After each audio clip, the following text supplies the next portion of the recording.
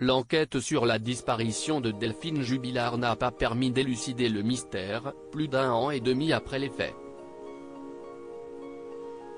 Certes, des indices ont été mis en évidence, les lunettes cassées de l'infirmière du Tarn ou encore une voiture étrangement déplacée, mais aucun corps n'a été trouvé. Le comportement du mari de la disparue, Cédric Jubilard, est dans la ligne de mire de la justice, ne correspondant pas à celui d'un veuf éploré.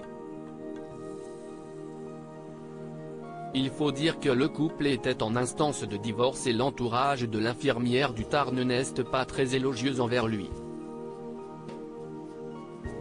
S'il dément toute implication, il a été mis en détention pour homicide par conjoint en juin 2021. Rares sont celles et ceux qui ne l'accablent pas, parmi eux se trouve la fameuse Séverine. Dans Paris Match, celle qui a été sa compagne a décidé de prendre la parole pour rétablir certaines choses, alors qu'on fait d'elle le portrait d'une femme sans vergogne et peu recommandable.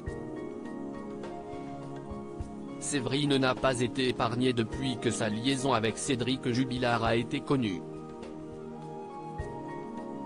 Si leur histoire a commencé en toute discrétion, après une battue pour retrouver Delphine, elle a pris une tournure scandaleuse à un moment particulier. Dans Paris Match, elle raconte comment la médiatisation de l'affaire est un peu montée à la tête de Cédric et donne comme exemple un selfie qu'il avait pris, enlacé. Il lui avait suggéré de la mettre en photo de profil sur les réseaux sociaux. Forte tête elle aussi, elle lui a alors proposé de le faire sur sa page Facebook, si tu as les couilles.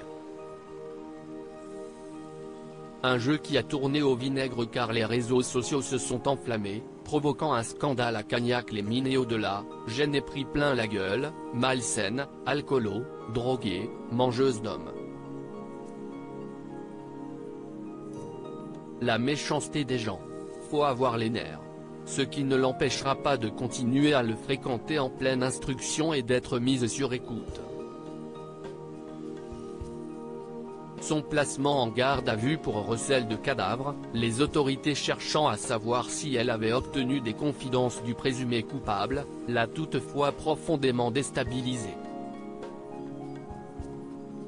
Le couple est séparé à l'heure actuelle, mais cela ne l'a pas empêché de venir le voir lors de son audition en juin dernier, même si elle a clairement pris ses distances. Cédric Jubilard reste présumé innocent des faits qui lui sont reprochés jusqu'au jugement définitif de cette affaire. L'article est à retrouver dans son intégralité dans le numéro du 1er septembre 2022 de Paris Match.